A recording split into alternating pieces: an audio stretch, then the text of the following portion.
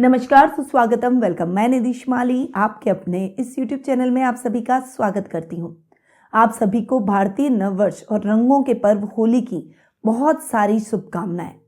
ये रंग जो कि हमारे जीवन में भी कई प्रकार के रंग हैं। हमारे आकाश मंडल में होली के दिन बहुत सारे रंग आ जाते हैं और ये होली का पर्व मेरा बहुत ही फेवरेट त्यौहार माना जाता है, क्योंकि मैं बचपन से इस त्यौहार से बहुत उत्साहित हो जाती हूँ। बहुत सारे रंग हमारे चेहरे पर, आकाश में चारों तरफ बिखरे रहते हैं और रंगों के बिना आपने कभी कल्पना की है कि जीवन कैसा हो जाएगा? बिना रंग के क्या हम हमारे जीवन में आगे बढ़ पाएंगे? जीवन के भी कई रंग हैं, इसीलिए आपके जीवन में सदैव रंग बने रहे और आप इन रंगों का आनंद प्राप्त करते रहें, यही मेरी अभिलाषा है। और भारतीय नववर्ष के दिन भी आप अपने परिवार के साथ बैठकर भगवान का शुक्रिया अदा करने के लिए हवन पूजन करके अपने नववर्ष की शुरुआत जरूर करें, ताकि हमारी आने वाली पीढ़ियों को ये शिक्षा मिले कि हमारा भारतीय नववर्ष हम कैसे मनाते हैं। चलिए आगे बढ़ते हैं और जान लेते हैं कि इस माह में और कौन कौन से व्रत और त्यौहार आएंगे और ये जो विशेष व्रत त्यौहार हैं इनकी क्या तिथियां रहेगी। तो 4 मार्च को प्रदोष व्रत आ रहा है। 6 मार्च को होलिका दहन का पर्व बड़ी धूमधाम से मनाया जाएगा। 7 मार्च को पूर्णिमा व्रत और रंगों की होली खेली जाएगी। 15 मार्च को शीतलाष्टमी का पर्व आ रहा है। 22 मार्च को चैत्र नवरात्रि प्रारंभ हो जाएंगे। साथ ही हिंदू नववर्ष की शुरुआत भी इसी दिन होगी और गुड़ी पड़वा का पर्व भी इसी दिन मनाया जाएगा। 23 मार्च को चेती चंद का पर्व आ रहा है। 30 मार्च को रामनवमी मनाई जाएगी और 31 मार्च को फाइनली नवरात्रों का समापन हो जाएगा। तो आप समझ ही सकते हैं कि ये महीना हुआ व्रत और त्योहारों का महीना। अब ग्रहों की स्थिति में क्या परिवर्तन हो रहा है और उस वजह से मीन राशि वालों पर इसका क्या प्रभाव इस महीने पड़ेगा, इसके बारे में जान लेते हैं। तो सबसे पहले ग्रहों के राजा सूर्य की बात करते हैं। वे वर्तमान में अपनी अति शत्रु राशि कुंभ में विराजमान है और 15 मार्च को वे मीन राशि में प्रवेश कर जाएंगे। बुध ग्रह की बात करें तो वे वर्तमान में कुंभ राशि में विराजमान है और 16 मार्च को मीन राशि में प्रवेश करेंगे और 31 मार्च को पुनः राशि परिवर्तन करते हुए मेष राशि में प्रवेश कर जाएंगे। मंगल ग्रह की बात करें तो वर्तमान में अपनी मित्र राशि वृषभ में विराजमान है और 13 मार्च को अपनी अति शत्रु राशि मिथुन में प्रवेश करेंगे। गुरु ग्रह इस पूरे माह स्वग्रही होकर अपनी राशि मीन में विराजमान रहेंगे। वहीं शुक्र ग्रह वर्तमान में अपनी उच्च की राशि मीन में विराजमान है और 12 मार्च को वे अपनी मित्र राशि मेष में प्रवेश करेंगे। शनि ग्रह की बात करूं तो वे इस पूरे माह अपनी मूल त्रिकोण की राशि कुंभ में स्वग्रही होकर विराजमान रहेंगे। राहु और केतु अपनी सम राशि मेष और तुला में इस माह विराजमान रहने वाले हैं। तो यह है इस माह की ग्रह गोचर की स्थिति का हाल। अब जान लेते हैं कि मीन राशि वालों का मार्च महीने का मासिक राशिफल इन ग्रहों की स्थितियों के आधार पर कैसा रहेगा। तो सबसे पहले मैं आपको बता दूं कि ये जो मैं आपको राशिफल दे रही हूं ये चंद्र गणनाओं पर आधारित है और आपकी राशि और लग्न दोनों के हिसाब से समान रूप से प्रभावशाली भी है, यानी आप इन्हें लग्न और राशि दोनों रूप में देख सकते हैं। अब सबसे पहले आपके राशि स्वामी पर आते हैं, जो कि गुरु और अपनी ही राशि मीन में स्वग्रही होकर विराजमान हो रहे हैं। यहाँ पर गुरु हंस नामक महापुरुष योग भी बना रहे हैं। साथ में इनके शुक्र बैठे हैं जो कि पराक्रमेश है। लग्नेश और पराक्रमेश की युति आपके पराक्रम में निरंतर वृद्धि करने वाली है और यहाँ पर आपके सामाजिक मान सम्मान यश कीर्ति में वृद्धि होगी। 12 मार्च तक आप जो भी काम सोच रहे हैं उस काम को कर डालिए, सोचिए मत, क्योंकि उस काम को अगर आप सोचेंगे तो सोचते रह जाएंगे और अगर आपने उस काम को कर दिया तो उस काम में सफलता सुनिश्चित करते हुए दिखाई देंगे।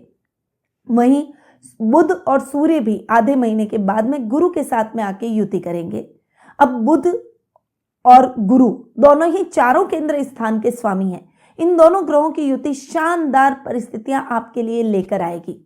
यहाँ पर आपके कार्य में भी आप उन्नति करेंगे, आपके जीवन साथी के साथ में संबंध और अधिक प्रगाढ़ होंगे, आपकी पर्सनैलिटी और अधिक पावरफुल बनेगी, बुद्धिमत्ता के चर्चे चारों तरफ होंगे और वाणी से सबको मोहित करेंगे। तो गुरु के रिजल्ट आपको लग्न के हिसाब से बहुत ही शानदार देखने को मिलेंगे। अब कर्म भाव की बात करते हैं।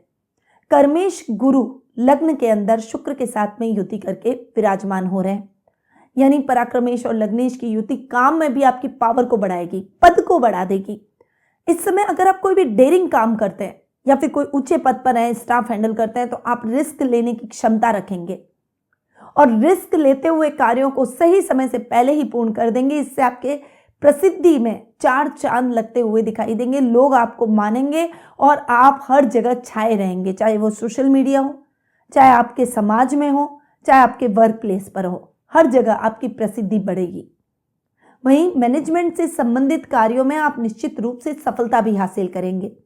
अब आधे माह के बाद जब सूर्य बुध गुरु के साथ में आ जाएंगे तो बुधादित्य योग बनेगा और इस समय आपके प्रमोशन में आपको सहायता मिलेगी, मनचाही ट्रांसफर में सहायता मिलेगी। कोई काम आपके मन में और आप उसे सिद्ध करना चाहते हैं, उसे पूर्ण करना चाहते हैं, तो उसमें आपको बहुत बड़ी हेल्प गुरु देंगे, यानी गुरु की पावर और अधिक बढ़ती हुई दिखाई देगी। तो ये जो गुरु की युति सूर्य और बुध के साथ रहेगी, ये आपके पराक्रम में, पावर में वृद्धि करती हुई दिखाई देगी और हर तरह की सफलता को आप इस समय प्राप्त करेंगे। अगर गवर्नमेंट जॉब का सपना है तो वो भी इस समय पूरा होगा। जो युवक युवतियां वो सपना देख के परीक्षा दे चुके हैं, परिणामों का इंतजार कर रहे हैं, तो परिणाम भी आपके लिए बेहतर होते हुए दिखाई देंगे। तो गुरु के रिजल्ट आपको कर्मेश और लग्नेश दोनों के हिसाब से बहुत ही शानदार इस माह देखने को मिलेंगे। अब आते हैं आपके द्वितीय भाव पर। द्वितीय भाव की बात करें तो द्वितीय भाव के स्वामी है मंगल, जो कि भाग्येश भी हैं, और द्वितीय यानी धनेश और भाग्येश दोनों ही के स्वामी हैं मंगल, और वो जाकर बैठे हैं पराक्रम भाव में। द्वितीय का पराक्रम भाव में जाकर बैठना, अपने से एक घर आगे जाकर बैठना और 13 मार्च तक बैठना बहुत ही शानदार परिस्थितियां आपके लिए लेकर आएगा।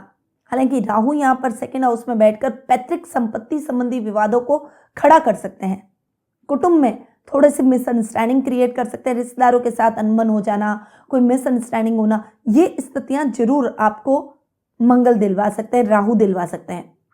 परंतु मंगल अपने पराक्रम से इस मिसअंडरस्टैंडिंग के ऊपर पानी फेर देंगे, यानी आप अपने बल, पराक्रम, बुद्धि का उपयोग करते हुए युक्ति से काम लेंगे। इससे रिश्ते बिगड़ेंगे नहीं और जल्दी ही वापस परिस्थितियां सामान्य हो जाएगी। वहीं पैतृक संपत्ति संबंधी विवाद है तो आपस में बैठकर बातचीत के द्वारा भी इसका हल निकाला जा सकता है। इसके लिए जरूरी नहीं है अग्रेशन और गुस्सा दिखाया जाए, थोड़ा सा शांत रहकर अपने मुद्दों को सुलझाएंगे तो मुद्दे सुलझ जाएंगे। 13 मार्च को मंगल राशि परिवर्तन करते हुए आपके सुख स्थान में आकर बैठ जाएंगे और सुख स्थान में वहां मंगल के रिजल्ट और भी अच्छे मिलेंगे। धनेश का सुख स्थान में आकर बैठना आपके कार्यों में और सुखों में वृद्धि करेगा। निरंतर सफलता के आयाम आप तय करते हुए दिखाई देंगे। इस समय आपकी जो भी यात्राएं होंगी वो भी सुखद और मंगलमय रहेगी। कोई बड़ी अपॉर्चुनिटी, कोई बड़ा रिस्क फैक्टर आप गेन कर सकते हैं और उसमें आप अच्छी सफलता भी हासिल करेंगे। अब आते हैं भाग्य स्थान पर। भाग्येश मंगल अपने से सप्तम जाकर बैठ रहे हैं 13 मार्च तक, और यहां पर मंगल का अपने से सप्तम जाकर बैठना आपके भाग्य को और अधिक प्रबल करेगा, आपकी इच्छाओं को पूर्ण करेगा। जो लोग टेक्निकल फील्ड की तैयारी कर रहे हैं उनको सफलता दिलवाएगा।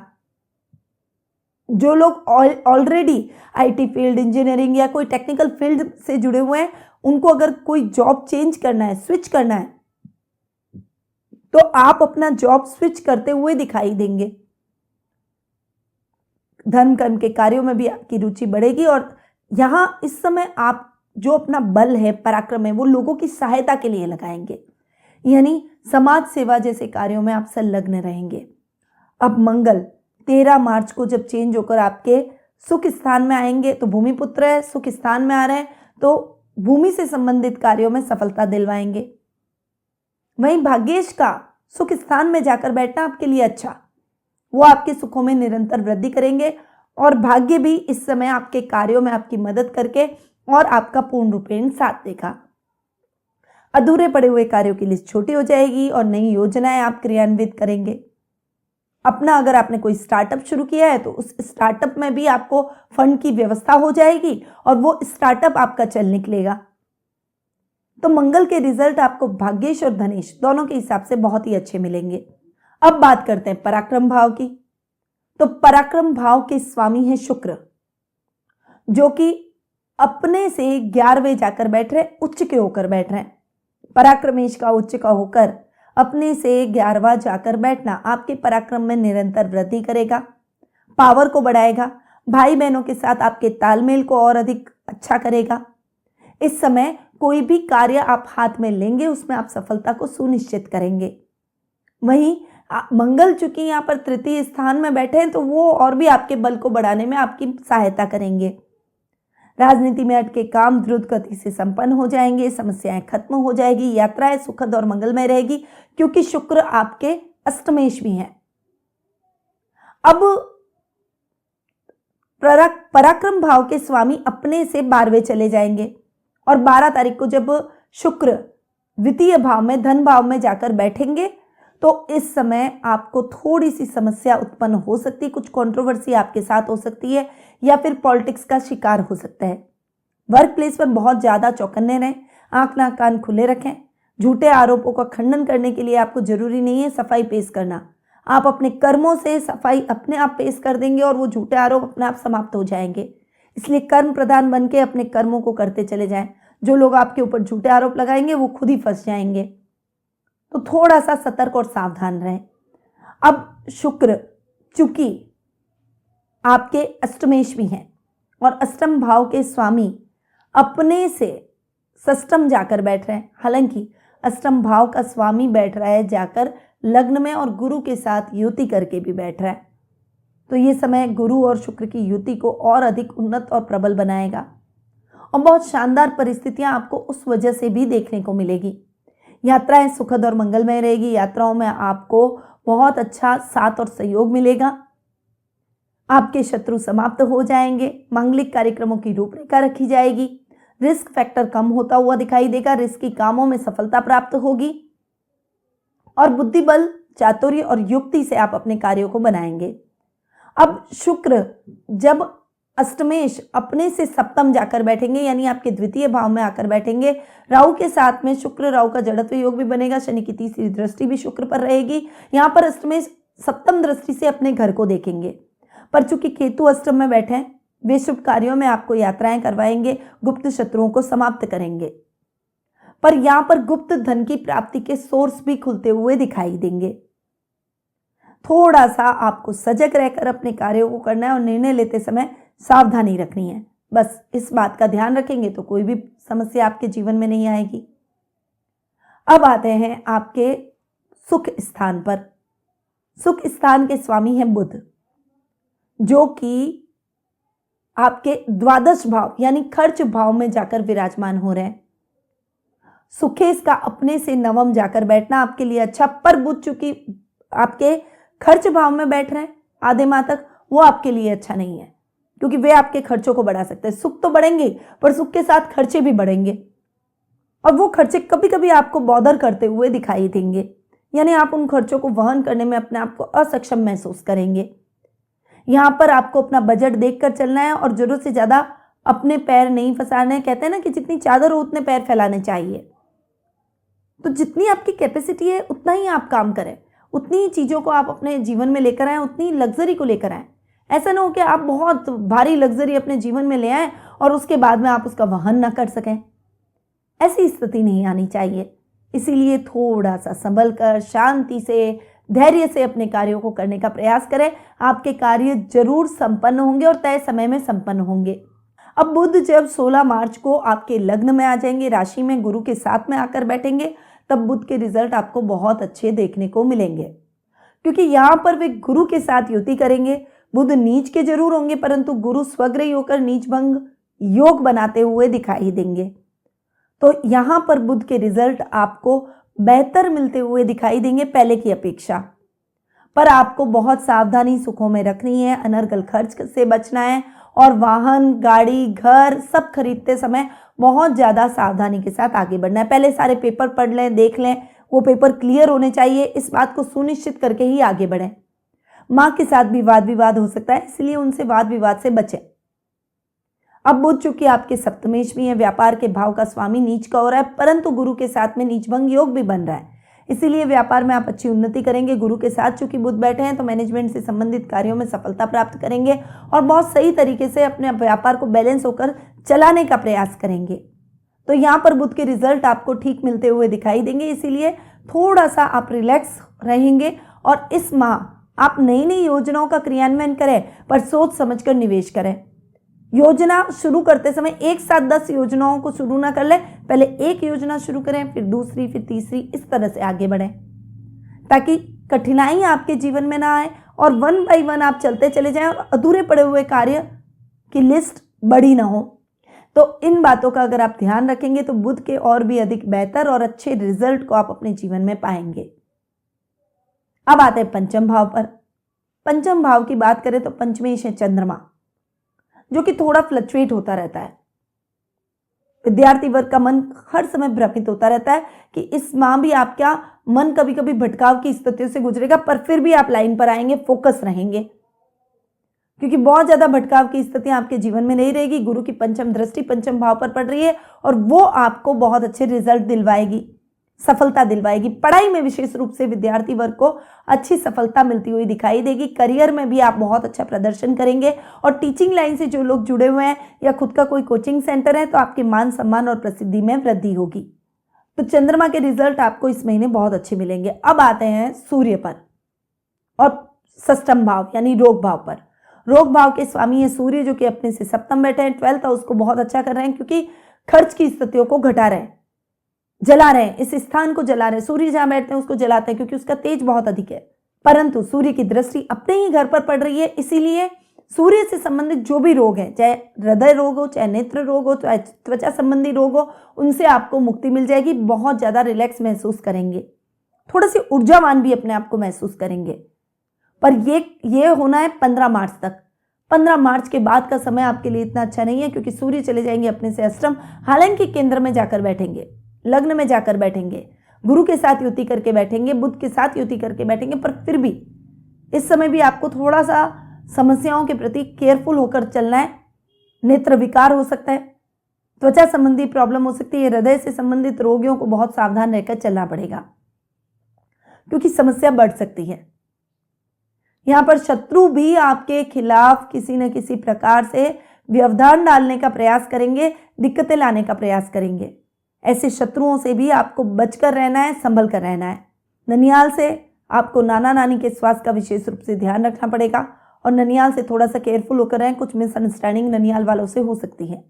तो आधे माह तक सूर्य के रिजल्ट बहुत अच्छे और आधे माह तक सूर्य के रिजल्ट मिक्स देखने को मिलेंगे। तो आपको थोड़ा सा इन रिजल्ट को ध्यान में रखकर अपने जीवन को आगे बढ़ाना है। तो ये था मीन राशि वालों का मार्च महीने का मासिक राशिफल। अब आते हैं कुछ शुभ तिथियों के बारे में जान लेते हैं। तो 3 से 5 तारीख, 8 से 10 तारीख, 13 से 18 तारीख, 21 से 27 तारीख और 31 तारीख, ये आपके लिए बहुत ही शुभ और लकी रहेगी। इन तारीखों पर आप अपने कोई भी शुभ या मांगलिक कार्य कर सकते हैं।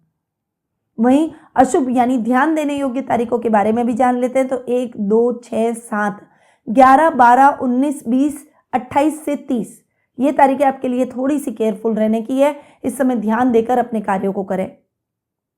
शुभ रंग पर आते हैं तो आपके लिए इस माह रहेगा ऑरेंज, येलो और ग्रीन। ये 3 कलर आपके लिए बहुत ही शुभ रहने वाले हैं।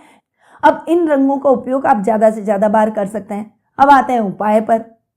तो मां दुर्गा की प्रतिमा के सामने धूप अगरबत्ती जलाएं, फिर इन्हें खीर पूड़ी का नैवेद्य जरूर लगाएं। बहते हुए जल में सूखा नारियल जरूर प्रवाहित करें।